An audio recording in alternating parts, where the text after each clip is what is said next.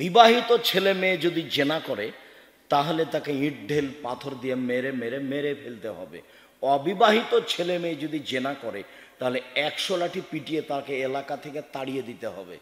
জেনার গতিবিধি ভিন্ন, ওর সাথে কোনো পাপের বাস্তবতার মিল নাই। কেউ যদি জেনা করে বিবাহ না করার আগে তাহলে তাকে 100 লাঠি পিটিয়ে এলাকা থেকে 1 বছরের জন্য তাড়িয়ে দিতে হবে। এমন কোনো পাপ নাই যার বিধান এরকম।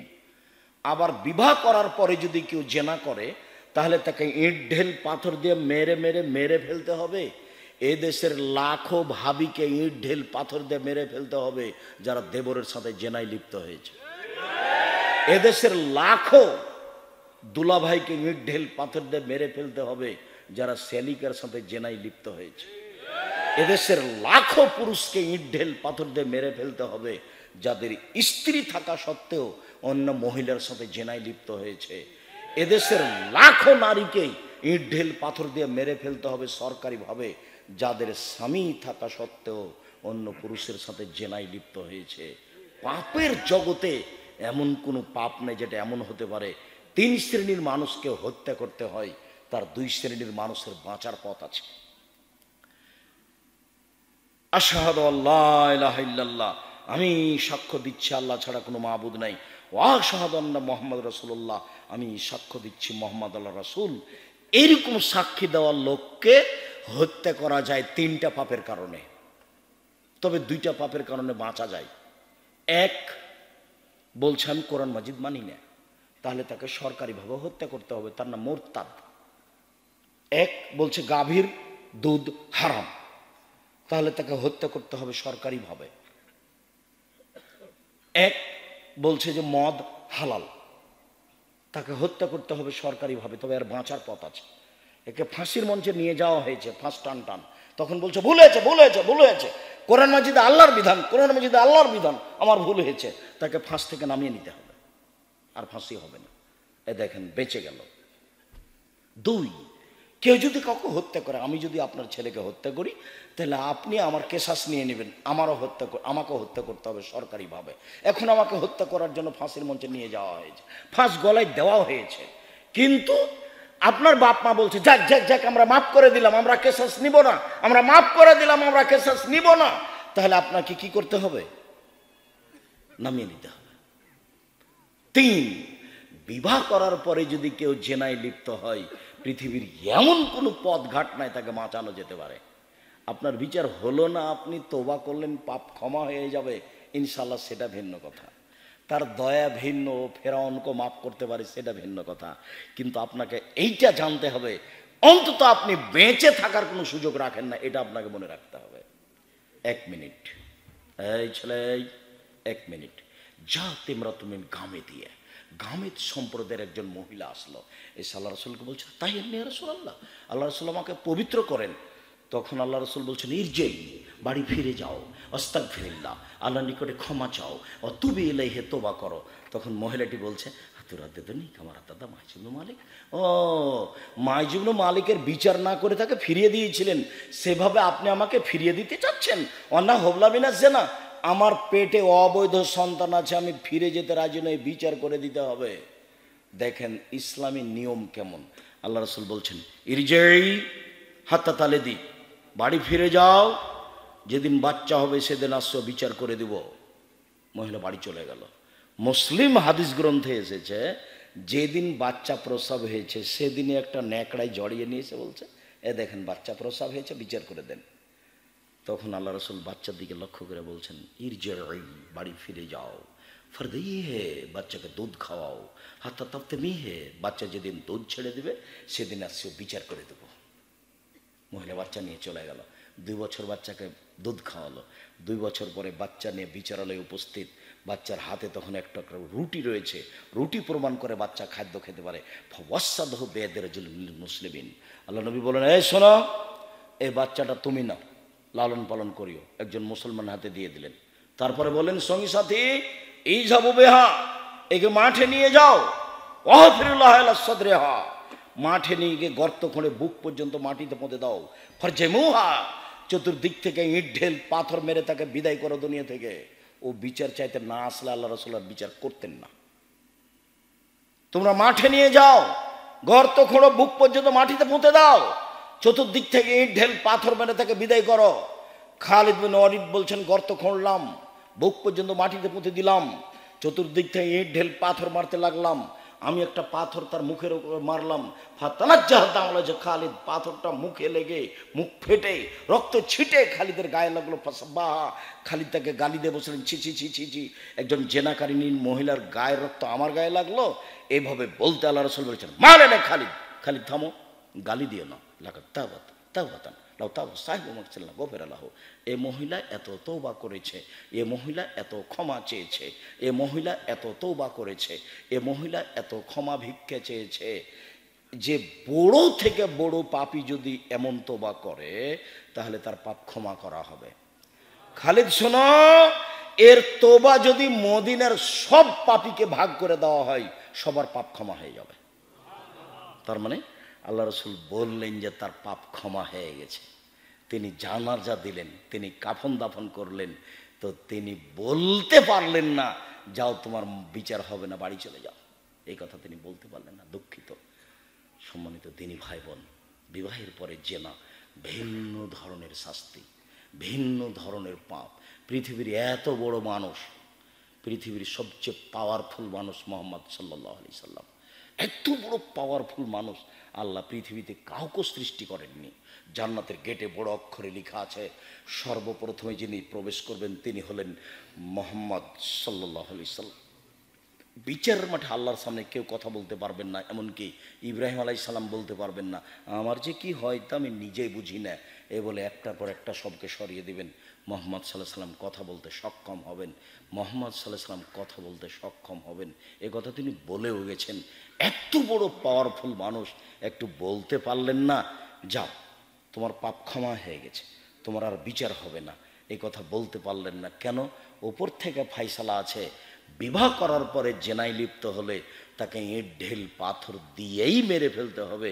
এটাই হলো তার দুনিয়াবি ফাইসালা। পরকালে তার জান্নাতও হতে পারে, পরকালে তার জাহান্নাম হতে পারে। সম্মানিত দিনী ভাই বোন, এই পাপ হলো সুদের পাপ। জেনে শুনে যদি 1 টাকা সুদ খাই, 36 বার জেনা করে যত পাপ হবে, 1 টাকা সুদ খেলে তার চেয়ে বেশি পাপ হবে।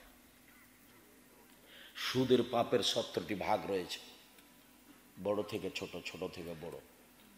সবচেয়ে ছোট ভাগ হলো মার সাথে জেনা করলে যেমন পাপ হয়, পাপের জগতে কোনো পাপের ভাষা এরকম নয়। আপনাকে তো আমি বলছি মদ খারাপ, একদিন মদ খেলে 40 দিন ইবাদত কবুল হবে না, ও এক ব্যতিক্রম পাপ। একদিন মদ খেলে 40 দিন আল্লাহকে নিজের দিকে করা যাবে না, ও এক ব্যতিক্রম পাপ। একদিন মদ খেলে তার পাপটা হয়ে গেল সরস্বতী, ভগবতী, কালী, দুর্গাকে পূজা করার মতো, এ এক ব্যতিক্রম পাপ। তারপরে ভাষা এমনটা নয়, একদিন মদ খেলে ফলাফল জাহান্নাম। 4 শ্রেণীর মানুষ জান্নাতে যাবে না। 1, কোন বাপ মাকে মানে না যে। 2, কাম্মার, জুয়া খেলে যে। 1 মিনিট, এই ছেলে, প্রত্যেক যে খেলাতে টাকার হারজিত রয়েছে তার নাম জুয়া। পৃথিবীর যে কোনো স্থানে যে কোনো খেলায় যদি টাকার হারজিত থাকে তার নাম হলো জুয়া। টাকার হারজিত নেই, শরীর চর্চা আছে, তখন খেলা জায়েজ। যেমন ফুটবল, ভলিবল, ক্রিকেট, টাকার হারজিত নেই কিন্তু শরীর চর্চা আছে, তখন জায়েজ। টাকার হারজিত নেই, শরীর চর্চাও নেই, বসে বসে চলে, এই খেলা বেশি খারাপ। আল্লাহ রাসূল বলছেন, মান লাইবাবেন নারদেশির ফাঁকা দাঁত খালা ইয়াদাহু ফি দামে খিনজির।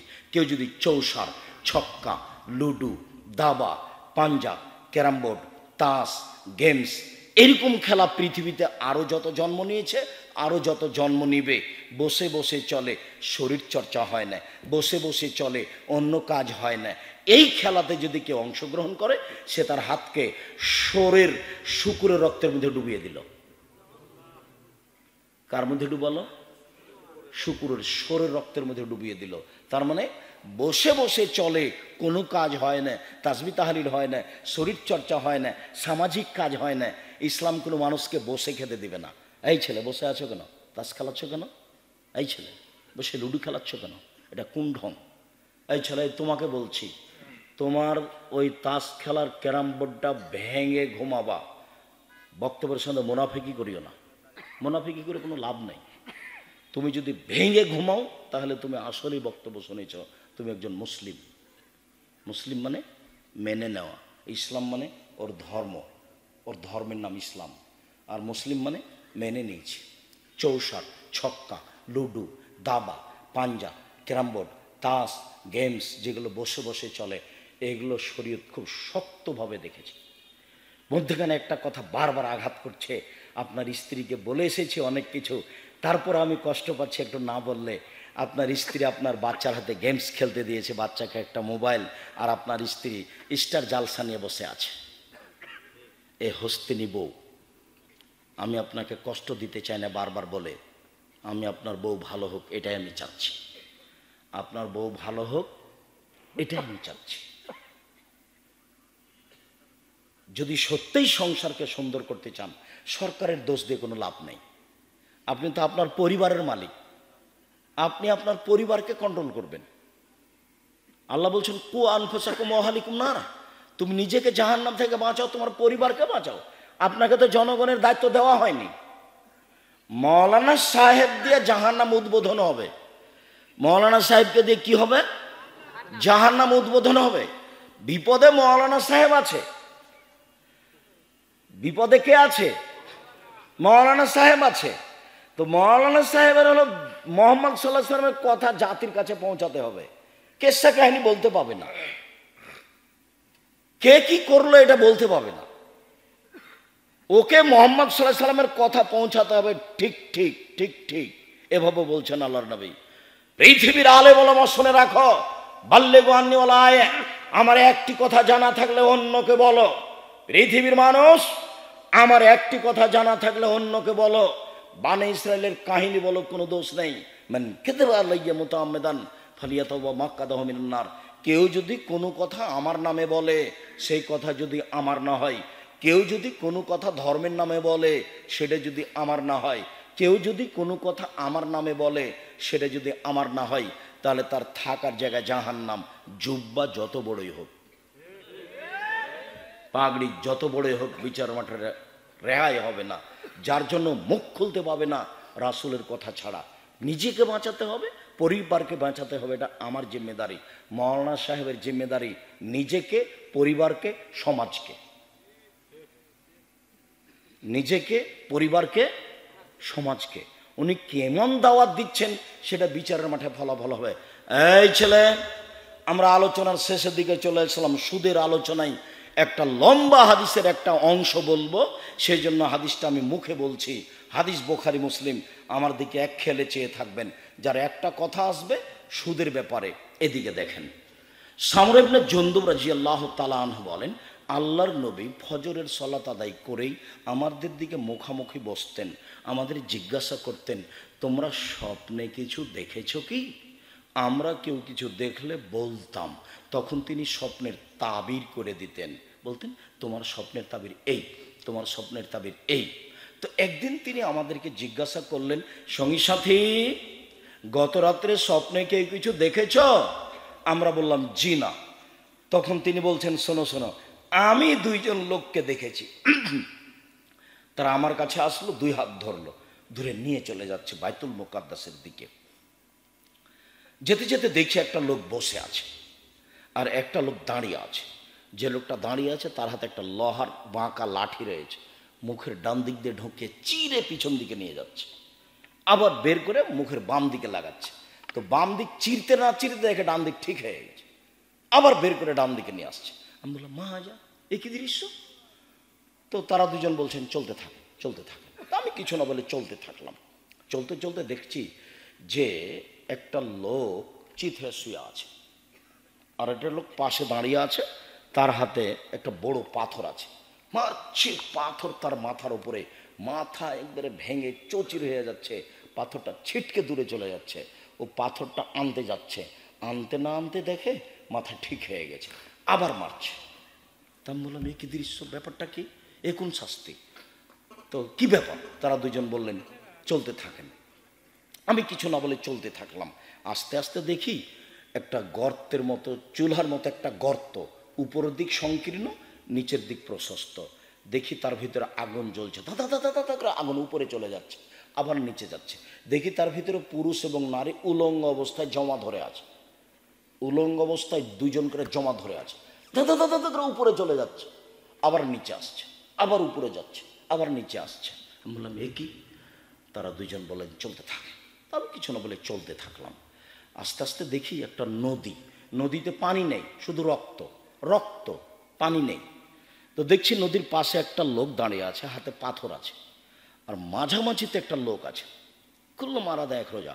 যতবার উঠার চেষ্টা করছে, পাশ থেকে পাথর মেরে তার মুখটাকেও ভেঙে দিচ্ছে। পাশের লোকটা যতবার চেষ্টা করছে উঠার, ততবার পাথর দিয়ে তাকে রক্তের মাঝামাঝিতে করে দিচ্ছে আর মুখটা ভেঙে দিচ্ছে। আমি বললাম এ কি? তারা দুজন বললেন চলেন, চলতে থাকেন। তো আমি কিছু না বলে চলতে থাকলাম। দেখে একটা বাগান, সবুজ বাগান, অনেক বড়। দেখি গাছ, একটা অনেক বড় গাছ, বাগানের ভেতরে গাছের পাশে একটা বৃদ্ধ মানুষ বসে আছে, বৃদ্ধ মানুষ। তার সামনে দেখি অনেকগুলো বাচ্চা ছেলে আছে। দেখি পাশে একটা লোক দাঁড়িয়ে আছে, তার হাতে একটা লোহার বাঁকা লাঠি আছে, এইভাবে আগুনকে উত্তেজিত করছে। এটা আমি দেখতেই তারা দুজন উপর দিকে নিয়ে চলে গেল, একটা ঘরে ঢোকালো। এত সুন্দর ঘর আমি কোনোদিন দেখিনি। ঘরে আছে যুবক, ঘরে আছে যুবতী, ঘরে আছে মহিলা, ঘরে আছে পুরুষ, ঘরে আছে বৃদ্ধ মানুষ, সব ভর্তি। বের করে নিল, আরো উপরে নিয়ে গেল আর একটা ঘর, আল্লাহু সামাদ। পরের ঘরটা আগের ঘরের চেয়ে আরো সুন্দর। দেখি এখানে যুবক আছে আর বৃদ্ধ মানুষ আছে। আমি বললাম এই শোনো, এতক্ষণ যা দেখলাম বলে দাও, কি দেখলাম? কালা। তারা দুজন হ্যাঁ সব বলে দেবো। শোনেন, ওই যে প্রথম লোকটাকে দেখলেন না, ডান দিক দিয়ে, মুখের ডান দিক দিয়ে বাঁকা লোহার লাঠি ঢুকে চিরে ফেলা হচ্ছে। ফারাজুলুন কাযযাব, ও মিথ্যুক, মিথ্যা কথা বলতো। ইফালু বিহি ইয়াউমিল কিয়ামা, যতদিন পর্যন্ত জাহান্নাম জান্নাত বিচার না হচ্ছে ততদিন পর্যন্ত তার এই শাস্তি হতে থাকবে। মিথ্যে কথা থেকে বিরত থাকতে হবে। আল্লাহ নবী বলছেন পৃথিবীর মানুষ শুনে রেখো, কেউ যদি মজাক করে হলেও মিথ্যে না বলে, আমি মুহাম্মদ সাল্লাল্লাহু আলাইহি ওয়াসাল্লাম তাকে একটা জান্নাতে ঘর নিয়ে দিব। মজাক করে হলে মিথ্যে না বলে, যে মিথ্যে বলবে তার শাস্তি এই। তারপরে যে আপনি দেখলেন পাথর দিয়ে একজন মানুষের মাথা ভেঙে দেওয়া হচ্ছে, উনি হচ্ছেন মাওলানা মানুষ, ইলম অনুযায়ী আমল করেননি, রাতে কোরআন তেলাওয়াত করেননি। মাওলানা সাহেব বড় বিপদে, এই কারণে তার মাথাকে ভেঙে দেওয়া হচ্ছে। তারপরে যে আপনি দেখলেন চুলার মতো একটা গর্ত, ধাঁধা ধাঁধা ধাঁধা করে আগুন জ্বলছে, উপরে যাচ্ছে নিচে নেমে আসছে। এই পুরুষ এবং নারী উলঙ্গ হয়ে জমা ধরে আছে, দাদা করে উপরে উঠে যাচ্ছে, আবার নিচে নামে আসছে। এ হলো ব্যভিচার, ব্যভিচারিণী, জেনায় লিপ্ত থাকতো। বোঝা গেল না কথা মনে হয়? আমি এখানে আর একটা বাক্য ব্যবহার করি। আল্লাহ নবী আর একদিন বলছেন, আমি ঘুমিয়ে আছি, দুইজন লোক আসলো, এসে আমার দুই হাত ধরে নিয়ে চলে গেল। হঠাৎ দেখি মানুষ অনেক ফুলে ফেঁপে খুব উঁচু উঁচু হয়ে আছে, দুর্গন্ধে টিকা যায় না। মনে হচ্ছে ওরা গণশৌচাগার, মনে হচ্ছে ওরা গ্রামের টয়লেট, মনে হচ্ছে ওরা গণশৌচাগার, মনে হচ্ছে ওরা গ্রামের টয়লেট। আমি বললাম জিব্রাইল এরা কে? তখন জিব্রাইল বলছে অহমুজোনাতা জাওয়ানি, এরা হলো ব্যভিচার, ব্যভিচার নেই। এই ছেলে মনে থাকবে, জমা ধরে আগুনে জ্বলছে, এরা কারা? ব্যভিচার, ব্যভিচার নেই। আর একটা বর্ণনায় আল্লাহ নবী বলছেন যে খুব স্বাস্থ্য মোটা মোটা হয়ে আছে, দুর্গন্ধে টিকা যায় না, এরা কারা? ব্যভিচার, ব্যভিচার নেই। এইখানে আল্লাহ নবী একটা কথা বলেছেন যে যারা ব্যভিচার মহিলা, ওদের লজ্জা স্থানের গন্ধে জাহান্নামীরা জাহান্নামে টিকতে পারবে না। যদিচ ওই সূত্রের একটা দুর্বলতা পেশ করা আছে, কিন্তু তিনি এই কথা বলেছেন। তারপরে যে আপনি দেখলেন না, একটা লোক রক্তের নদীতে পড়ে আছে, নদীতে পানি নেই, যতবার উঠার চেষ্টা করছে ততবার তার মুখের উপরে পাথর দিয়ে তার মুখটা ভেঙে দেওয়া হচ্ছে। ওহ আকেলুর রেবা, ও হলো সুদখোর। এটা হলো আমাদের আলোচনার সাথে সম্পৃক্ত কথা, হাদিস বুখারী। যার মুখকে, যে লোকটা রক্তের নদীতে পড়ে আছে, পাথর দিয়ে মুখ ভেঙে দেওয়া হচ্ছে, কে? সুদখোর। বিচারের দিন পর্যন্ত এভাবে শাস্তি হতে থাকবে। এই ছেলে, এক টাকা সুদ খেলে 36 বার জেনা করে যত পাপ হবে, 1 টাকা সুদ খেয়ে তার চেয়ে বেশি পাপ হবে। 2, সুদের পাপের 17টি ভাগ রয়েছে। ছোট ভাগ হলো মার সাথে জেনা করলে যেমন পাপ হয়। 3, কে যদি সুদ খায় তাহলে তাকে রক্তের নদীতে ফেলে দিয়ে এইভাবে শাস্তি দেওয়া হবে। মনে রাখতে হবে 24 ঘন্টার মধ্যে সুদের লেনদেন বন্ধ করতে হবে, কিস্তি বন্ধ করতে হবে, লোন নিয়ে বাড়ি গাড়ি করতে হবে না, বউকে খুশি করতে হবে না, ছেলে মেয়েকে খুশি করতে হবে না। আল্লাহ নবী দিন রাত বলতেন, আউযু বিকা মিনাল মাসামি ওয়াল মাগরাম, আমি তোমার কাছে বাঁচতে চাই বড় পাপ হতে, তোমার কাছে বাঁচতে চাই ঋণ কর্জ হতে, তোমার কাছে বাঁচতে চাই বড় পাপ হতে, তোমার কাছে বাঁচতে চাই ঋণ কর্জ হতে। ঋণ কর্জ ভিন্ন জিনিস। জানাজা রেডি, আল্লাহ রাসূল শুরু করবেন। এই এ ঋণ আছে নাকি? জি আছে। তাহলে গেলাম আমি, তোমরাই জানাজা করো। যা ঋণ আছে তার জানাজা হবে না। হুজুর পড়িয়ে দিয়েছে না তো, হুজুর টাকা দিয়ে তারা রেখেছে সেই জন্য। আপনি আমাকে বলেন তো দেখি, আমার জীবনে এমন কোনো দিন আসেনি, এই দীর্ঘ জীবনে আমি 90 সাল থেকে শিক্ষকতা করি। 88 আগস্টের 20 তারিখ রোজ বুধবার, পরিস্থিতি আমাকে কোনো দিন চাপ দিয়ে কোনো কথা করিয়ে বলতে পারিনি। সাহসী রাখে না, ওই হিসাবে আমি করি না। আল্লাহ আমাকে এমন ভালোভাবে রেখেছে, আপনার টাকা দিয়ে আমাকে চলতে হবে এরকম আমার কোনো দিন পার হয়নি। আমি আপনাকে টাকা দিতে প্রস্তুত ইনশাআল্লাহ, ওই হিসেবে আমি করি না। যার কারণে আমি কোনোদিন এই বিপদের মধ্যে আল্লাহ আমাকে ফেলেননি। আমি আমার জীবনে কোনোদিন অপ্রয়োজনীয় বাক্য বলি না, আমার জীবনে আমি কোনোদিন মাঝহাব নিয়ে কথা বলিনি, আমার জীবনে আমি কোনোদিন সরকার নিয়ে কথা বলিনি। আমি মানুষের সামনে দাঁড়ালে বসলে বিষয়ভিত্তিক কথা বলি। যা বলছি, সুদের পাপ মহাপাপ, সুদের পাপ মহাপাপ। সুদ মানে হলো টাকাকে নিজস্ব গতিতে না রাখা। টাকার নিজস্ব গতি কি? বিনিময়ে ব্যবহার হবে। 1 কেজি বেগুন নিয়েছি, বিনিময় কি দিব? টাকা। যদি টাকা নিয়ে টাকা দিয়ে যদি টাকা নিই তাহলে ওর উপরে জুলুম করা হলো। যদি টাকা দিয়ে টাকা নিই তাহলে টাকাকে নিজ গতিতে ব্যবহার হতে দেওয়া হলো না, ওর উপরে জুলুম হলো। এখন সমাজ নিঃস্ব হবেই। তখন আল্লাহ বলেছেন ওর টাকা কমে যাবে, আল্লাহর নবী বলেছেন ও নিঃস্ব হবে। হাদিস এবং কোরআনের সমন্বয়ে আব্দুর রাজ্জাক বিন ইউসুফ বলেছেন তাকে একদিন ভিক্ষা করে খেতে হবে, সে একদিন ভিক্ষুক হবেই। হয় সে ভিক্ষা করবে, না হয় তার ছেলে করবে, না হয় তার ছেলে করবে। সুদের টাকা থাকবে না। আল্লাহ বলেছেন কমে যাবে, নবী বলেছেন নিঃস্ব হবে। যেহেতু নিঃস্ব, কাজে দেশের সব টাকা 2-1 জনের কাছে চলে যাবে, বাকি লোক নিঃস্ব হয়ে যাবে। পৃথিবীর টাকা 2-1টা দেশে চলে যাবে, বাকি দেশগুলি দেউলিয়া হয়ে যাবে। এটা হলো সুদের ফলাফল। এই চলে, সুদের নিজস্ব গতি কি? ওকে বিনিময়ে ব্যবহার হতে হবে, একটা দিয়ে একটা নিতে হবে। যদি টাকা দিয়ে টাকা নেওয়া হয় তাহলে টাকার উপরে কি করা হবে? জুলুম করা হবে। তখন মানুষের টাকা কমে যাবে, আল্লাহ বলেন। তখন মানুষ নিঃস্ব হবে, আল্লাহর নবী বলেন। সমন্বয়ে বলা হয়েছে যে একদিন তাকে ভিক্ষা করে খেতে হবে, হয় সে করবে, না হয় তার ছেলে করবে, না হলে তার নাতি করবে। এই টাকা থাকবে না। সুদ মহাপাপ। সুদের যে ভাষা ব্যবহার করা হয়েছে অন্য কোনো পাপের সে ভাষা ব্যবহার করা হয়নি। মর্মে 24 ঘন্টার মধ্যে আপনার স্ত্রীকে কিস্তি বন্ধ করার জন্য অনুরোধ জানাচ্ছি। আপনাকে অনুরোধ জানাচ্ছি। শেষে বলেছি